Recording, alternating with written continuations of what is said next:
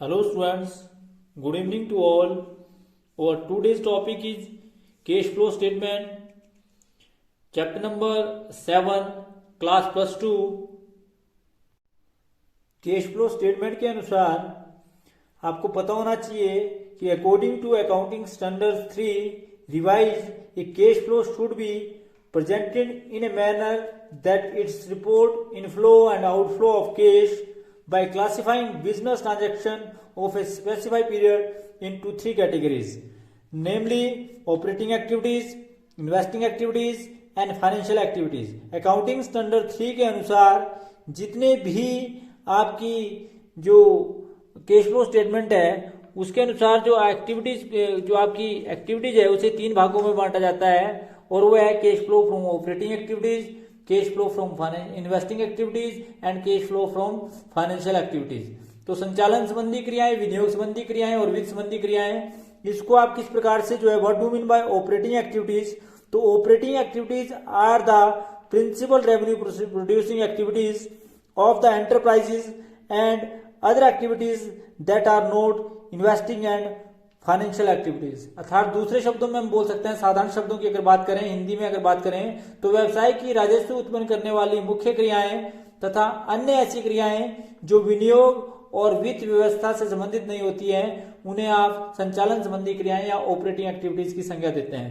और second part जो इसका है वो इन्वेस्टिंग एक्टिविटीज है. Investing activities are related to the acquisition of, disposal of the enterprises of long term assets and other investment not include in the cash equivalent. that means कि दीर्घकालीन संपत्तियां और अन्य विनियोग जो रोकड़ तुल्य से मतलब जो कैश में कन्वर्ट से में सम्मिलित नहीं है, मतलब कैश इक्विवेलेंट जिसमें सम्मिलित नहीं है की प्राप्ति एवं विक्रय इन्वेस्टमेंट एक्टिविटीज कहलाती है. उसके बाद अगला जो है वो फाइनेंशियल एक्टिविटीज है. तो financial activities are the activities that result in the change in the size and composite of the owners capital including preference share capital, equity share capital and borrowings of the enterprises. तो इसमें clear से indication है कि financial activities के अंदर ऐसी क्रियाओं को कहा जाता है जिसमें संस्था के स्वामी की पूंजी, जिसमें कंपनी की पूर्वाधिकार अंश पूंजी और लोन भी शामिल है, इसके ढांचे में परिवर्तन आता है तो उसे आप फाइनेंशियल एक्टिविटीज की संज्ञा देते हैं. तो अकाउंटिंग स्टैंडर्ड 3 के अनुसार जो एक्टिविटीज है उसे 3 भागों में बांटा जाता है. Number 1 cash flow from operating activities, number 2 cash flow from investing activities and third one is cash flow from financial activities. किस प्रकार से इन एक्टिविटीज को, क्योंकि मीनिंग के बाद अब आपको पता होना चाहिए कि cash flow from operating activities में कौन कौन सी मेन आइटमें आती हैं. इसका हम with the help of question number 1 आपको जो है वो क्लियर बताते हैं. भी क्वेश्चन नंबर 1 के अनुसार जो है हर एक्टिविटीज को जो है वो कैसे कैसे क्लासीफाई किया जाता है, चाहे वो आपकी कैश एंड कैश इक्विवेलेंट्स की आइटम है और चाहे वो आपकी कैश फ्लो है. कैश फ्लो में कैश है, कैश और कैश इक्विवेलेंट की आइटम है. तो कैश एंड कैश इक्विवेलेंट की आइटम में तो cash in hand, demand deposit with bank और कैश आता है. और कैश इक्विवेलेंट का मतलब है कि these are the short term highly liquidated investment that are readily converted into non amount of cash which without any wastage of time. That means कि ऐसी एक्टिविटीज जिन्होंने बिना किसी समय को बर्बाद किए हुए कैश में कन्वर्ट किया जा सकता है, जिसमें marketable security, short term investment आदि जो आइटम आती हैं और बैंक ओवरड्राफ्ट की आइटम भी कैश इक्विवेलेंट के अंदर आती है. तो हम इसको जो है मतलब क्वेश्चन नंबर 1 के अनुसार ये ऑपरेटिंग एक्टिविटीज में आएगी, इन्वेस्टमेंट एक्टिविटीज में आएगी, फाइनेंशियल एक्टिविटीज में आएगी जो फॉलोइंग आइटम्स हैं, या फिर वो आइटम्स जो है वो कैश एंड कैश इक्विवेलेंट के आइटम है. तो इसके बारे में हम जो है बड़ा डिटेल में पढ़ेंगे. तो क्वेश्चन नंबर 1 जो है कैश फ्लो स्टेटमेंट का करते हैं जिससे आपको और अधिक क्लियर होगा. क्वेश्चन नंबर 1 आपसे पूछा है कि classifying the following activities into operating activities, investment activities, financial activities और कैश एंड कैश इक्विवेलेंट्स के आइटम है. तो इस प्रकार से इसको आप 4 कैटेगरी में बांटेंगे. तो किस प्रकार से इस क्वेश्चन को करेंगे, क्वेश्चन नंबर 1 का सोल्यूशन आपके सामने है. तो जिसमें हमारे पास जो आइटमें दी है उन आइटमों को हम बारी बारी से सबसे पहले लिखेंगे. इसको करने का तरीका है कि यहां पर लिखेंगे आप सबसे पहले सीरियल नंबर, फिर एक्टिविटीज, फिर क्लासिफाइंग और टाइप्स ऑफ एक्टिविटीज. तो जिसमें सबसे पहले आपके पास दिया है परचेज ऑफ मशीनरी. आप सभी जानते हैं कि परचेज ऑफ मशीनरी जो है वो आपकी इन्वेस्टिंग एक्टिविटीज है। कौन सी एक्टिविटीज है जी? Investing activities. क्योंकि इसको बार बार करने से आपको ऑटोमेटिकली जो है ये समझ आएगा। तो कैश परचेज ऑफ मशीनरी जो है वो आपकी इन्वेस्टिंग एक्टिविटीज है। तो सबसे पहले आप इसमें लिख देंगे इन्वेस्टिंग एक्टिविटीज। जो परचेज ऑफ मशीनरी जो है आपकी कौन सी एक्टिविटी है जी? Investing activities. तो सबसे पहले आपकी activities I purchase of machinery, investing activities. उसके बाद proceed from issue of equity share, any type of equity share या प्रेफरेंस शेयर कैपिटल जो इशू करने से जो एक्टिविटी आती है उसको बोलते हैं फाइनेंशियल एक्टिविटीज। ये आपकी एक्टिविटी है फाइनेंशियल एक्टिविटीज। तो सेकंड आइटम आपके पास दी थी कि proceed from issue of equity shares capital या फिर proceed from issue of preference share capital, सबके लिए जो है वो कौन सी एक्टिविटीज है?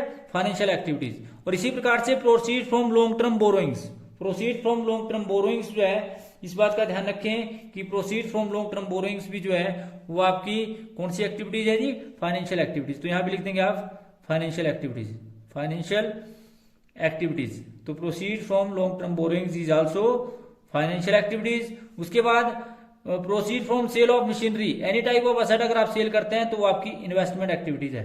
तो ये आपकी कौन सी एक्टिविटीज है जी? Investing activities. तो ये आपकी इन्वेस्टिंग एक्टिविटीज है। तो जो एक्टिविटीज है उसको आप बड़े ध्यान से और बड़े ध्यान से समझ के जो है एक्टिविटीज, तो ये आपकी इन्वेस्टिंग एक्टिविटीज है जी। एक्टिविटी या दूसरे शब्दों में बोल सकते हैं, क्योंकि एक्टिविटी की जगह आप एक्टिविटी शब्द का प्रयोग करें। उसके बाद जो है कैश रिसीव फ्रॉम डेटर, इस प्रकार से ध्यान रखें आपकी any type of receive from debtor is called operating activities. तो ये आपकी ऑपरेटिंग एक्टिविटीज है। तो यहां पर लिखेंगे आप ऑपरेटिंग एक्टिविटीज, ऑपरेटिंग एक्टिविटीज, ये आपकी ऑपरेटिंग एक्टिविटीज है जी। प्रोसीड फ्रॉम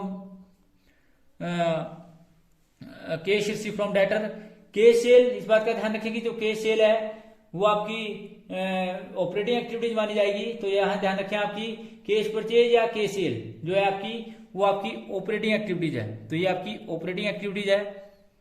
बड़े ध्यान से कोई भी आइटम ना छूटे और आप बड़े ध्यान से करें।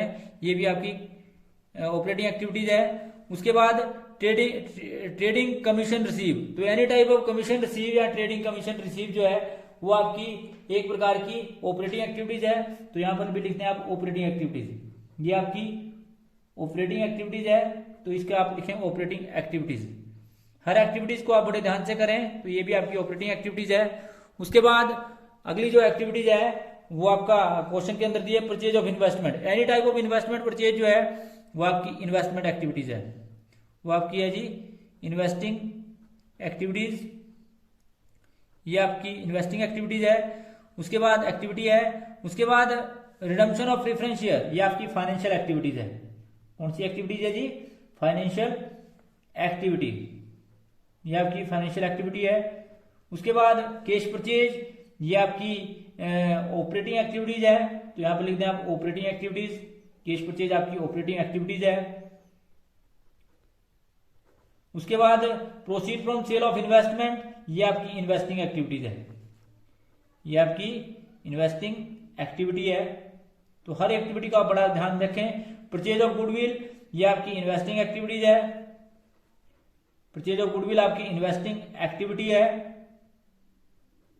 उसके बाद कैश पेड टू सप्लायर, ध्यान रखें इस बात का, cash paid to supplier and employee, that is operating activities, ये आपकी ऑपरेटिंग एक्टिविटीज है, ऑपरेटिंग एक्टिविटी है। उसके बाद interim dividend paid on equity shares, that is financial activities, ये आपकी फाइनेंशियल एक्टिविटीज है, फाइनेंशियल एक्टिविटी। उसके बाद wages and salary paid, operating activities है, ऑपरेटिंग एक्टिविटी।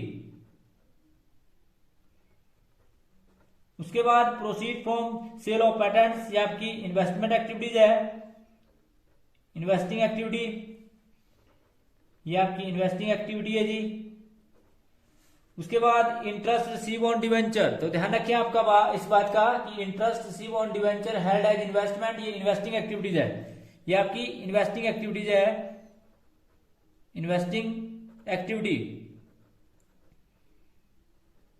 उसके बाद held as investment investing activities है। उसके बाद interest paid on long term borrowings, interest paid on debenture या लॉन्ग टर्म बोरोइंग्स जो है, एनी टाइप ऑफ पेमेंट जो है, ये फाइनेंशियल एक्टिविटीज है, ये आपकी फाइनेंशियल एक्टिविटी है।